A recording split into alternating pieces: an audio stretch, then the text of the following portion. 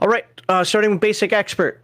We're now on to the topic of exploring the OSR accessibility to new players. And that's there's the question. How accessible are OSR games to new and diverse groups of players?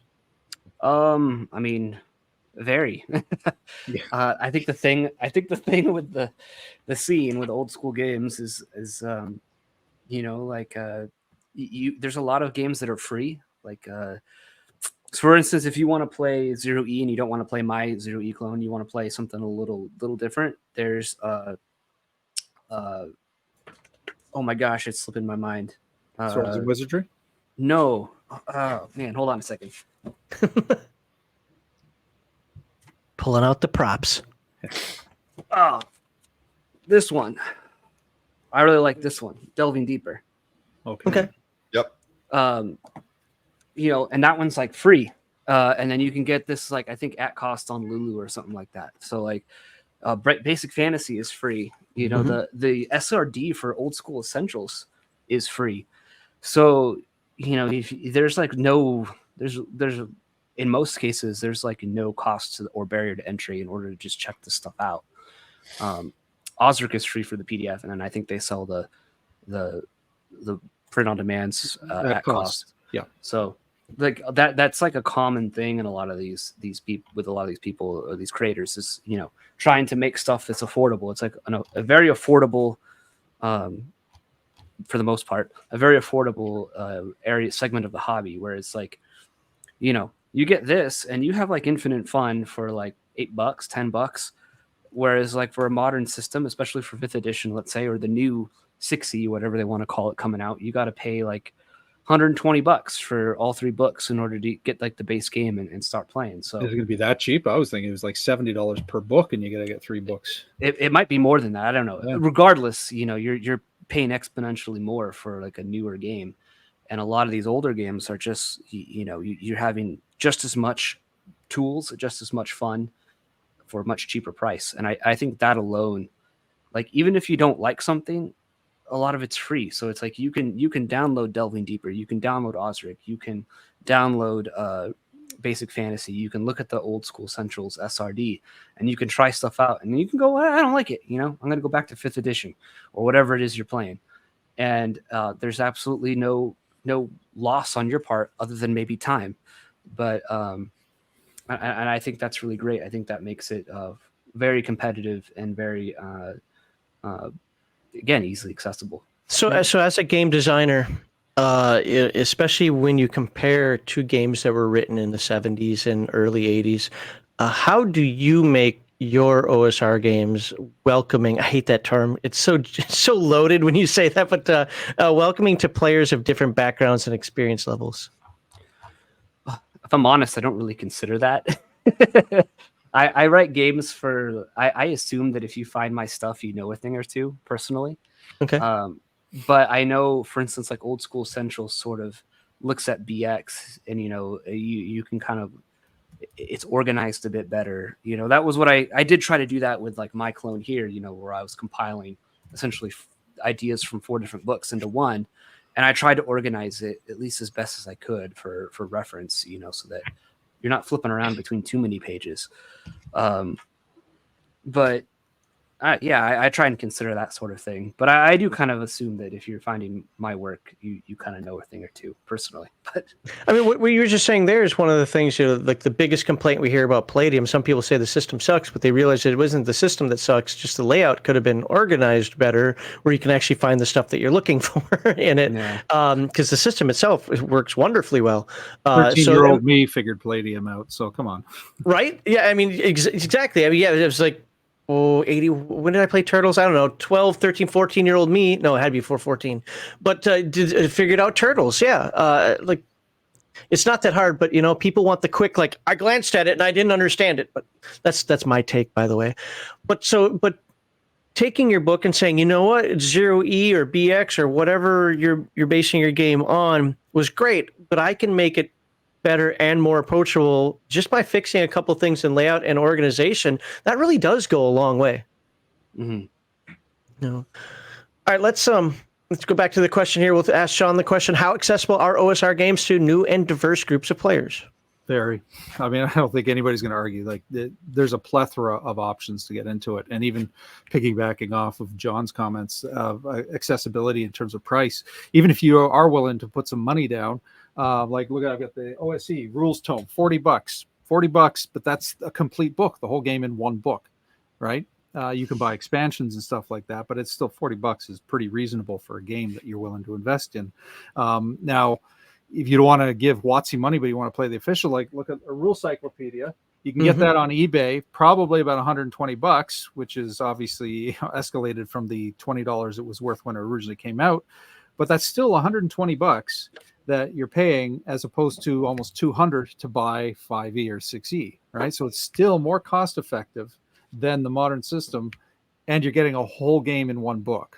Look, I'm a 2E guy, but I would say I would go with Rules Cyclopedia now over 2E even. Yeah, it's one of those things. It's like the whole damn game's in one book. You know, like I somebody asked me if my whole collection was stolen or burned down, whatever, and I was replacing it, I'd probably just grab a Rules Cyclopedia and say, "All right, guys, we're playing this now. I'm not reassembling the entire fucking thing, right?" So yeah, it's very accessible. And then basic fantasy. You can get the PDFs for free. You can get the hard copies at cost. Osric at cost. So 100%. There's no excuse if you want to get into it and try it. You have options. I want to say, like, with the Rule Cyclopedia thing and finding things on eBay, like if you're paying attention, you can find deals. I bought all 3 for 1E. These were cheaper. They're in good condition. I bought them for cheaper than you can get 5 ebooks. So it's like somebody was getting a divorce.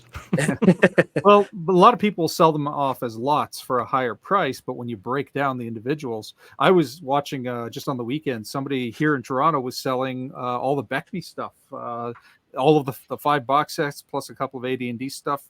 It went for about $900. Wow. But it was still worth it, because when I thought about it, it's like breaking down all the items he had, they still came out to probably about $60 or $70 a piece, and that's Canadian dollars. So it's like that's pretty cost effective. It's $900 in one go. Not a lot of people are going to spend, but if somebody had bought that and then broke them off and sold them separately for $50, he'd probably make double the money he paid. So when people are selling them in lots, and I've done the same, you know, I'll see somebody selling the player's handbook, the DMG, and the monster manual, and okay, it's $90. All right, well, that's $30 a piece. That's worth it. I got to put it up here. Oh, there it is. I like OSR. Can't stand THAC0. I use THAC0 as my gatekeeping. If you can't figure THAC0, get out. THAC0 is fun. This what I don't get is, like, with that kind of stuff, and this isn't as a dump on you, Matthew, but is most of the time you don't even need THAC0. Like in 1E and 0E, you literally wrote your attack to hit numbers combat matrix on your character sheet, so you'd roll your d20 and be like, I rolled a 15, what's the best armor class I hit? Oh, it's whatever, like there was no math involved. Well, even with the math, I mean, the best way I feel to use THAC0 is you pre-calculate your numbers. So you're not modifying the die rolls. You pre-calculate all your constant numbers. I mean, there might be an incidental modifier, but the math remains low. So at most you're adding +1 or 2 to your die roll. And this is where modern systems, even though the escalating armor class seems easier on the front, you're ultimately doing a fuck ton more math, because you're always adding bigger numbers. And I've actually found people get tripped up more with that than they do with THAC0 when the numbers are kept tight and small. Mm-hmm. And I have a video on THAC0. It has a little mantra for you. You'll never forget it again. I have the same mantra in my videos too. So. Awesome. All right, let's move on to Cody here. I've come to saving a follow-up right now, but how accessible are OSR games to new and diverse groups of players? But I'm going to give you a twist. I know you might have an answer prepared. That's fine. I would right now. Both of them have talked about price, and you can get free PDFs. What outside of that? And that's good. You can mention price if you want to, but what outside of price makes OSR or how have OSR games become accessible to new players in terms more than just the price of the game that you can get them for free? Right. Well, I was going to bring that up anyways. So, price is a big thing, because, like all these guys said, you can get a lot of these games for free. There's a lot of different offerings for very cheap.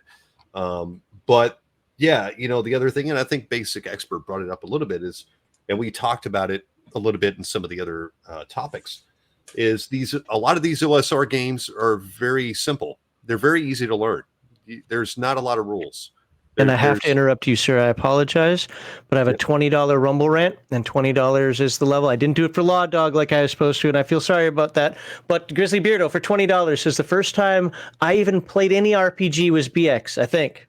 My cousin Joey and I begged our older cousin Rick to run it. Rick killed us both in the first room with a trap and a cursed sword. I was hooked. That's a great story. I love it. Death, cursing, didn't make it past the first room. He was hooked. That's how you play the game. Thank you very much for the $20 Grizzly Bear. Sorry about that, Cody, but I do have to read those. So.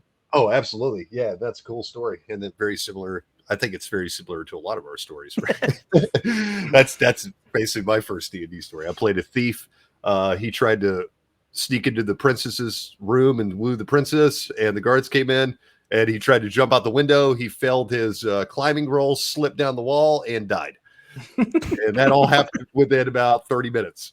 So yeah, I think that's an important thing to point out, though, is that a lot of these OSR games are just a lot simpler, a lot easier to wrap your head around, and a lot easier and just more accessible in general. You know, you don't have to. It's less intimidating to run a game or play in the game. When you can say, okay, this is the character sheet, and it's got 6 stats on it, it's got gear, and it might have spells, and you might have thief skills, right? Like, it's just very, very stripped down, very easy to understand. It's not complicated. Even Thaco's, not complicated. In fact, we used to have a song about Thaco, which I'm not going to sing it here, but we used to have a little song to teach people how to do Thaco. Thaco's easy. Are we going to come to blows about how to pronounce it? Thaco, taco, whatever the fuck you want to say. Thaco. That's what I've always called it, Thaco, because that's how I was raised with it. So you pronounce the A how you want, sir, but just make sure you're using it. Yeah, exactly. So yeah, I think that's an important element is a lot of these games are very easy and accessible. But I will say I think they're perfect for the new player, right? I've introduced tons and tons and tons of people into the hobby. And usually the way I do it is through some kind of old school version of D&D or an OSR game. And it's very, very, I've taught kids from the age of, 8 or 9 years old, all the way up to people that are, 60, 70 years old, how to play role-playing games through that means. And it's very accessible, and they feel like it's a lot less intimidating. And I think it's a great way to do it. And in fact, I've got nieces and nephews now, and probably the first role-playing games we're going to play is some old school D&D, probably some BX or something, because I feel like 8, 9, 7-year-olds can probably wrap their head around that lot more easier than some other game, and they can get into it. So yeah, I think that's a big component. Now, I will say though that I have had some new players that have played old school games and hate it. Right? They did not like it because they felt like they imagined it to be. They wanted to be a superhero or a hero right off the bat. And all of a sudden, they start off with 4 hit points and they die, or they can only cast 1 spell per day, and they don't like that. So I've had that many times. So it's not for everybody, but I still think it's a very good introduction. And if you don't like it, well, at least you got the basics and the grasp of what the concept is, and you can move on to something else. But I think to the folks who say that, though, this is always my counter. If you're playing in that 5e mentality of only 6 sessions, I get it. Yeah. But if the idea is to play for the next 1, 2, 3, 12 years, whatever happens to be, you're going to see the growth of that wizard. We call it an investment. That wizard is an investment. Yeah, you start off with 1 spell. Hey, clerics in the older editions of D&D start off with 0 spells. 0. Yeah, you got to earn that shit. Right? But you know what? You get to 10th level, and look what you're doing. You're rocking it. And I've said, I've taught and ran a lot of really new green players throughout my years of running games. And usually I'm pretty much always been like the forever GM. I like to play, but I rarely ever get to play. I've always been the GM. And I've ran into that a lot. But typically, if a new player sticks with it, and I encourage them to do so, that's what they discover, is they really discover the reward of that slow growth and that slow burn. Yep. And once they actually hit those levels, like as a wizard, where they can cast fireball and invisibility and all these cool spells, then they realize, the reward for risk, and they like that better. They're like, oh shit, I really like that, man. Like, this is really cool. They get really get into it, but it does turn some people off initially. I will say I've encountered that quite a bit with some new players, but if they stick with it, they 90% of the time tend to really, really enjoy it a lot. So. Okay. So for Sean and Cody, actually for all three of you, but we'll start with Sean and Cody since I gave a direct follow-up to Basic Expert. What resources do you recommend for new players interested in OSR games?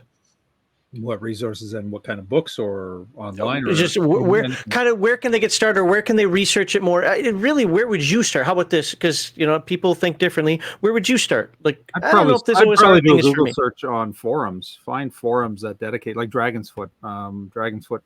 They got some salty grognards there that'll steer you wrong, but they also have some good people who will steer you right. So pick and choose. But the Dragon's Foot is great because it's also got a there's a fuck I can't word today, brain not working, an index of stuff of downloads, and Len Lakofka until he died was donating stuff to Dragon's Foot. Like, he continued his L series as free downloads on Dragon Foot. So there's a lot of resources. That's the word I was looking for, resources. Right in the question. So, and then the forums there, you'll get people who've been playing for ages. They understand the game. They argue the shit out of it, but they can at least steer you in a direction. So I've met some friends from Dragon's Foot. So that's one. And there are other forums I'm sure you can find as well. So that's the first start, the first place. And then Google's your friend. It's got its tentacles and everything. You'll be able to find any information you want. A lot of misinformation though too. True. But yeah, and as far as resources and games and product, we've already covered that. There's a plethora out there. So, and yeah, hey, check out YouTube channels. 4 of us here have YouTube channels where we talk old school. So search YouTube. They do more old school than me. I kind of stay away from Dungeons and Dragons. Not that I don't like it, but because there are channels like yours that already do a better job of it. So, but yeah, you just check their channels out in the description. Cody, anything to add to that? Yeah, I think Sean covered a lot of good points. I think a lot of younger people aren't going to look at forums, but you really need to, because a lot of those old forums and blogs have some awesome a lot of people are Discord. Like ideas. Discord has a lot of open channels and stuff. So yeah. But I agree with you. Like, give the forums a chance, because there is gold in there. Like, people will have really great discussions, and it'll really open up your mind to the possibilities of what you can do and ideas of what you can do.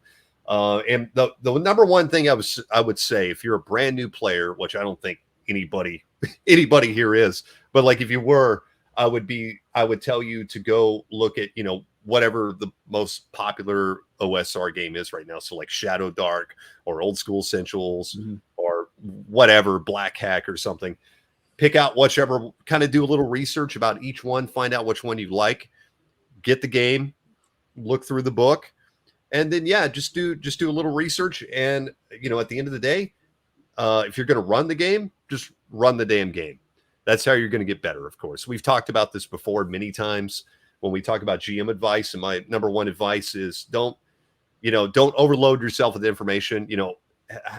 The best way to get better at being a game master is just to do it. And it's the Nike slogan, just do it. Yeah, and I know that's a cop-out answer, but it really is the truth to game mastering. Like, if that was our topic, I would be angry. But since the GM mastery isn't our topic for tonight, you'll get by with it. Right. And, we talked about this, at some point or another on here. I think last time I was on here about running games, but really, that's the God's honest truth. But, listening to other people's advice is definitely good. And you can get some ideas from some other forums and, the Discords and YouTube channels and all that stuff. But at the end of the day, you got to run the damn game, and you got to figure out what works for you, and you got to find your voice as a GM and what works for your players in the group. And, maybe after a few sessions, you realize the OSR is not for you. Maybe you have a different style of playing. Maybe you want to play a different genre of game. Maybe you want to play a completely different style of game.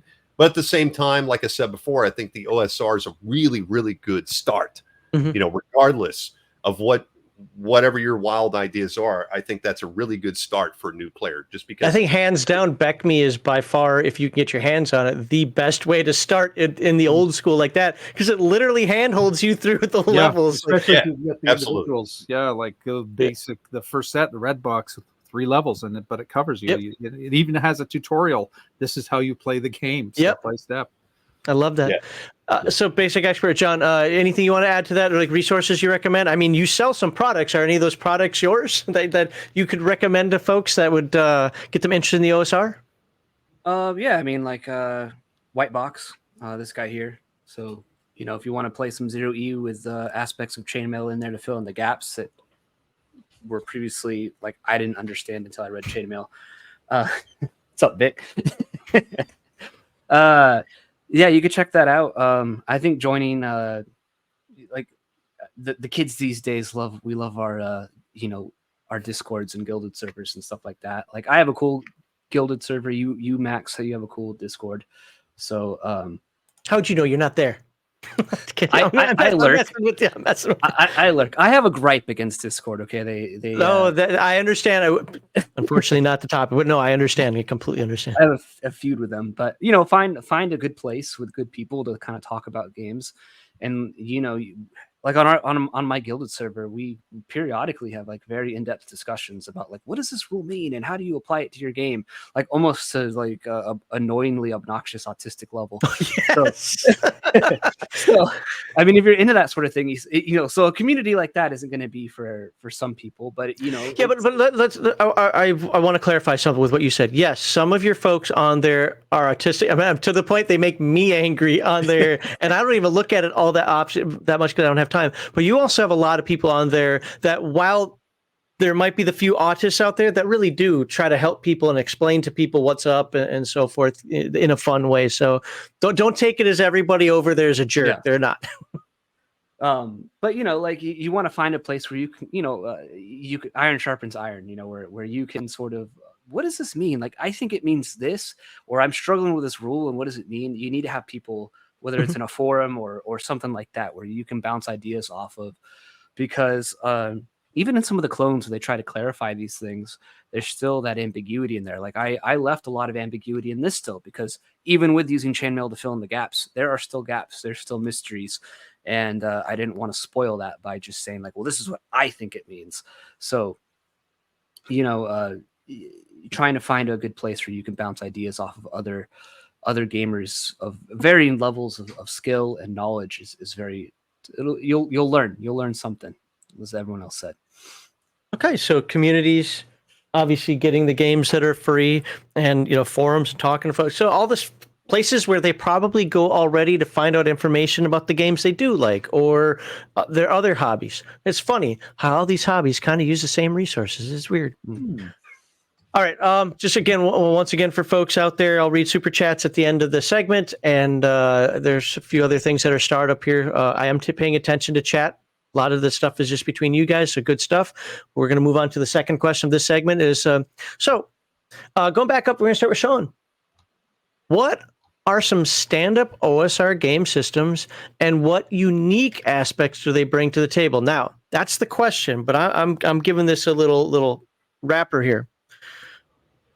Well, for me, like, obviously, I'm into OSE, Old School Essentials. That one, like, sort of cream of the crop in terms of presentation, and that's something it brings. The presentation is one of the reasons to get it, because the layout of that book is brilliant. You open it up, and it's just a joy to look at. So that's kind of unique. A lot of these books are just walls of texts. But the other thing with OSE is it was loyal, and this is something I liked about it was. It was loyal to the source. He was only interested in recreating BX and keeping it as accurate as possible. He made a couple of tweaks here and there, but it wasn't like a retro clone, which was basically a publication of somebody's house rules. It was, we're going to recreate the game as it was, sort of like Osric did with AD&D. And then when he did Advanced and his other stuff, his Carcass Crawls, that's where he started introducing more house rules, more flavor that he designed. But the core OSE book was BX, full stop. So that's pretty standout. I mean, aside from that, I'd say you can go to the source. We talked about doing Beck.me. You know, you can get Back Me stuff. I don't think that counts as a clone though, but it Well, is. I mean, the question didn't say clones necessarily, so Okay, yeah. I was thinking that you said clone, but yeah, no, like and Back Me is the same because for the reasons we talk about, it's like the red box is a tutorial. It'll show you how to play the game, and it's very easy to learn, and it's stages. You know, the rule cyclopedia is all of it mashed together. That won't help you, but the individual boxes will, and you can get them for real dirt cheap on PDF if you don't pirate. If you pirate, it's totally free. I'm not encouraging piracy. Legionofmyth does not support piracy. All right. Nope, this is going to be a generic one again. So I'll move on to Cody. What are some standout OSR game systems, and what unique aspects do they bring to the table? Old School Essentials is great. I love BX. It was the first version of D&D that I actually bought. It was not the first D&D I played, but it was the first version of D&D I bought, and I'm still in love with it. Now, I will say that usually if I'm going to play D&D, I just play the original version. Like I'm not like, I do love these retro clones and stuff, but at the end of the day, like I don't like, if I was going to run Old School Essentials, I just run BX. I like the BX books better than Old School Essentials. That's just my personal taste. I like the way they look better. I like the art better. I like the layout better. It's really well laid out already, but Old School Essentials is great. Like, you know, if you want like the modern version of, you know, that, it's fantastic. I highly recommend it. As far as like OSR retro clones, I think my favorite has been Swords and Wizardry White Box. I really I don't know if that's still in print. I think it is. It's just called White Box now. I really enjoyed that one. I know he has different versions because I have one that's like in the middle, like it's not the complete. It's a hardcover book, but it isn't like the full version, but it isn't the completely stripped down version either. Yeah, so I really enjoyed that. But again, usually I would just run White Box and whatever, you know. But I really enjoyed that because I really do have a deep appreciation for the White Box rules. And yeah, basic. I really want to check out Basic Experts White Box. That sounds really incredible. So I'm going to go buy that tonight, actually, because that sounds really cool. Awesome. But yeah, other than that, like, you know, there's been a lot of great ones. I don't really keep up with the Joneses, so to say. And there's a lot of going on in that sphere nowadays that, like, I don't know anything about Shadow Dark. I don't know anything about Morkborg and all this stuff. Like, it doesn't really interest me too much. Again, like, I have enough D&D clones, and I have all the original D&D editions. I have every version of D&D to play. So I don't need that stuff, but I think it's great that it's out there. And I think it's great that people have pushed the boundaries a little bit and expanded upon those games and such, but I can do that myself. So I don't really require that. But you know, there's been some cool stuff out there. But you know, if I had to say, I really liked Swords and Wizardry White Box and Swords and Wizardry. I like the way, oh God, I can't think of his name right now. I like the way he writes. I like Matt Finch's writing for Osric, and I also like the guy that wrote Sword and Wizardry. I just like the style that he used. That's Matt Finch as well, isn't it? Is it Matt? Are they both Matt Finch? I think they're both Matt Finch. Yeah. Oh, well, there you go. All right.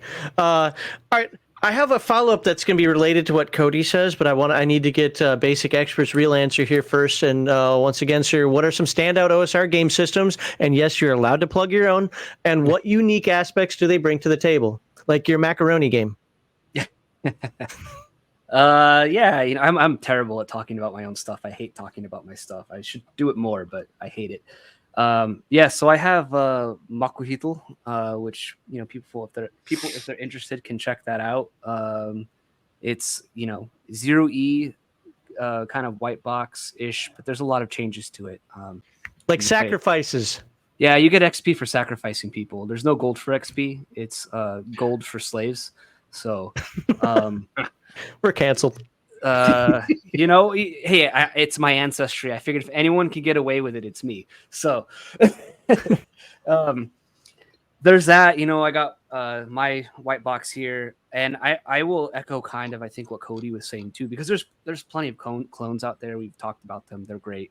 But I do think that we have the ability to go to the source. We have the ability to go to the rules. So like if you can get your hands on 1E, if you can get your hands on a PDF of 0E or of BX, of the Blue Book, of any of those things, I think going to the source is infinitely more rewarding when you master that, because the thing with the clones, and these are the things that kind of bother me with them, is, and it's why I like this one a lot as far as like a 0E clone as well, delving deeper, is I feel like there's a lot of, this is again what I think it means, this is what I think it is, and this is how I played, and I'm restating what that is. And yes, you're going to get a great taste of it, but within the rules, it's like a game of telephone. So going back to the original source and deciding for yourself what something means and how a game is played, I think that's going to be infinitely more rewarding if you're serious about getting into old school games. So like if you can find an old version of something and you want to delve in and master it, you know, that's going to be, I think, the best way to go.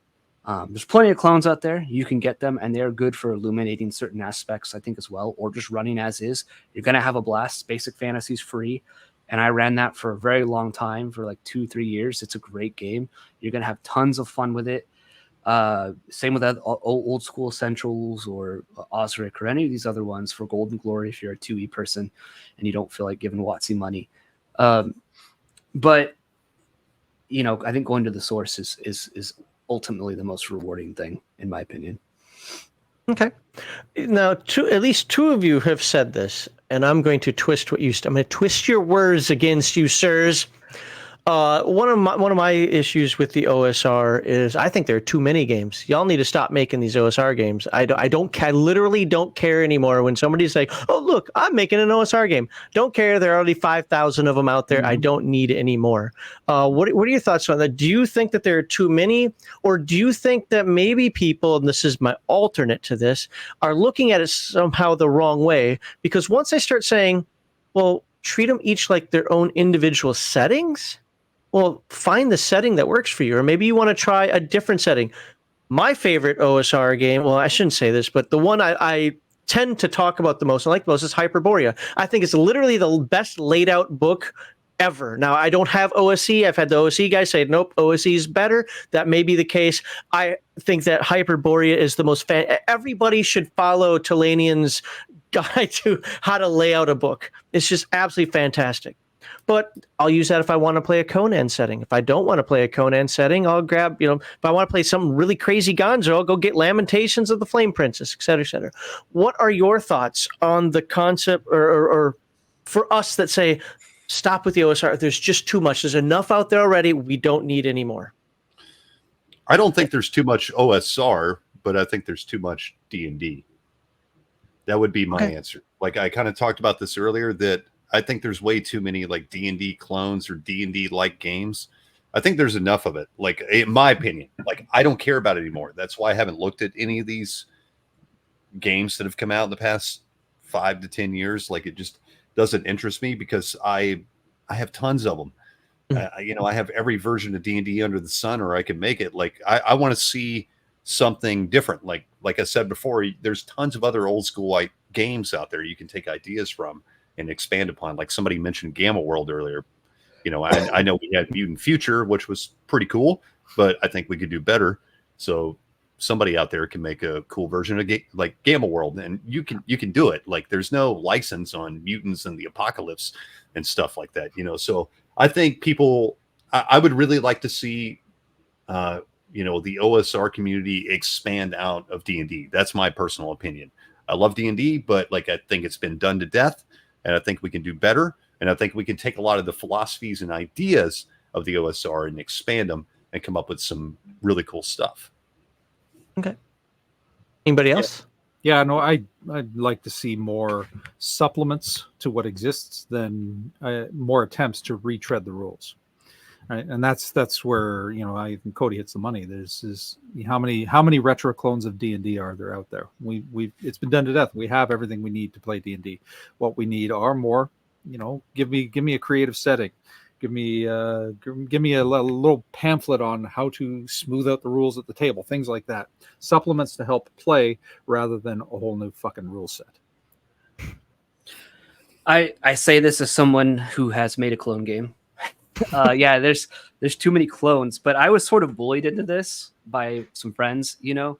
I kind of casually offhand mentioned like I'm interested in doing this, and then they're like, "You need to do it," and I was like, But you're also doing something that's a bit more niche, though.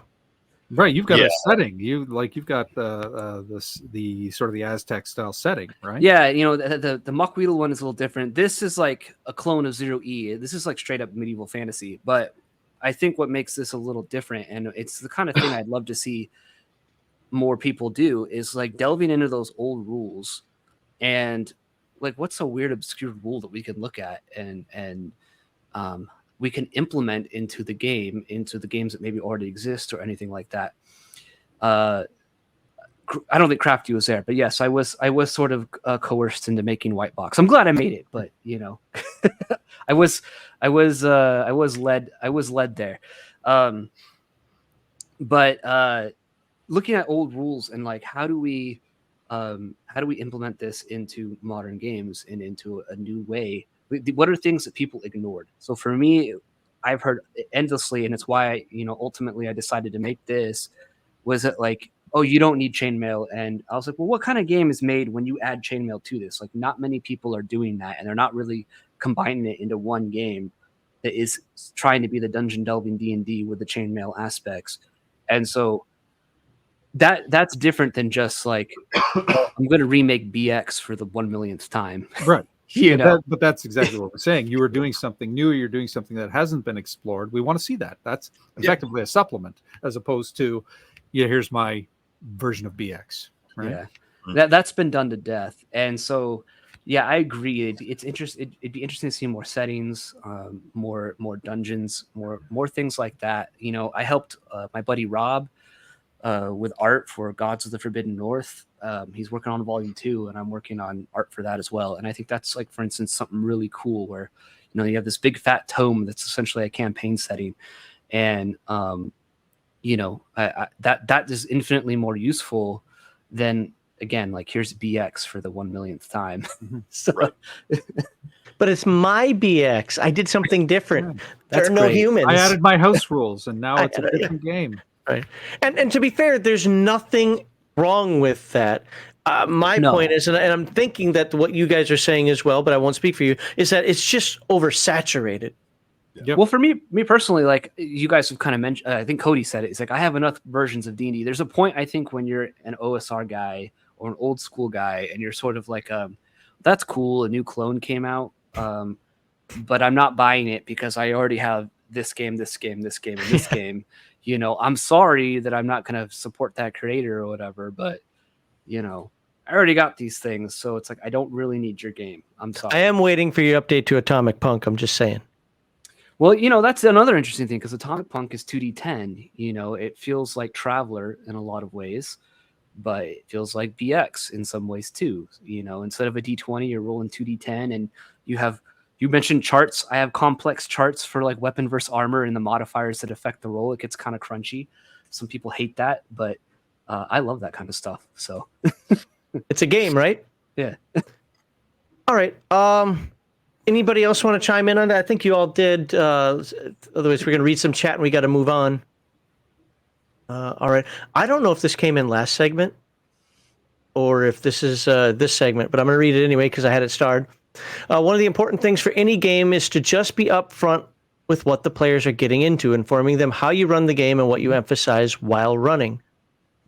I agree. I don't remember anything. OSR, modern, whatever. Yeah. Don't gaslight your players. Don't bait and switch. Crafty Matt, thank you for being a member for 42 months. Man, you're getting close. I'm going to have to make that 4-year mark, that 4-year pin soon. I don't have that done yet. But hello, still stuck at my dealership. Hell, I hope to be able to, I cannot read that far away. I hope to be able to rejoin my friends again soon. Well, you have friends? I said my friend. I like Crafty.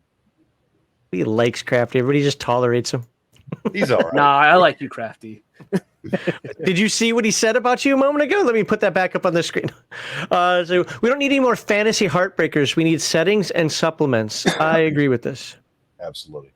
Oh, and I do see Vic there. John doesn't even mention Modern Necessity. Some friend he is. Yeah, go buy. That's I'm good at shilling other people's things. Vic is making really cool stuff, and I will shill Vic's stuff because he's doing like modern stuff. He's doing like, if you love the D20 modern stuff back in the day, like he's making cool stuff for like old school essentials and whatnot. He's touching on like that urban fantasy stuff that a lot of people are not really. Orcs and tracksuits. There you go. Russian orcs and tracksuits with AK-47s. You know, it doesn't get much cooler than that. So, Well, I was going to put up another quote of his, but now I don't care. Because you just advertised them. So there you go. There, it's on the screen. Now we're moving on. And then Games from, the second one says, that's like saying to stop people making indie Steam games for 99 cents. People are just going to do it, and there's enough creativity to find new takes on old genres. I agree with the first part, because you're honestly, if somebody wants to make a game, you're not going to stop them from doing it. And I wouldn't want to stop them from doing it. I'm not trying to sit here and be like, you can't make your game. My mentality is that I just don't care. And it's exactly what the basic expert said. Hey man, I'm sorry. I'm just not interested in your take on, the 2 rules that you changed out of D&D. I'm not going to buy it anymore. Now, the second part of this though, it says there's enough creativity to find new takes on old genres. I don't know. I think it's been pretty much tapped out. Anytime somebody says, no, but I did something new, and wow, you changed the spell. Woo. But that's just it. And you can accomplish that with a supplement. Here's my rule setting, and the magic works slightly different. So here's how magic missile works here, right? And so you can still have your cake and eat it too. You just don't need to give us the fucking rules all over again. Right. Supplement, for use with this system or whatever. Yeah, and I mean, Horde Wars that we did last week, I thought was awesome. Like, he had me really intrigued with that. I haven't bought it yet. I don't know if I'm going to, but it is something that I thought was actually a very interesting take across the board. Is it considered OSR? Probably not. Maybe. I don't know. We're not here to talk about Horde Wars today, but just as an example, there was a lot of interesting takes that didn't just rehash the old stuff that I was like, that's actually worth looking at, for my opinion, anyway. But all right, we got to move on to segment 3. The basic expert's not going to make it through all 4 segments today if we don't move on here. So again, guys, there's so much that we can talk about. I know the panelists have a lot of experience, and they have a lot of things that they can continue to say about this. More questions. I'm not even asking most of my follow-ups anymore because the commentary is so good now. We'll just have to address this again in the future, but it is time to move on. Thanks to all the folks who super chatted and the memberships. Let's see, where are we in terms of the giveaway? Not even close. We need $60 more for a giveaway, which was $175 today if we make it to that. So, anywho, I appreciate everybody watching. The next segment is going to be on the OSR versus modern RPGs. Now it's about to get cantankerous. Probably not, but that's my advertising play. Cantankerous segment 3. But yep, OSR versus modern RPGs here in just a moment.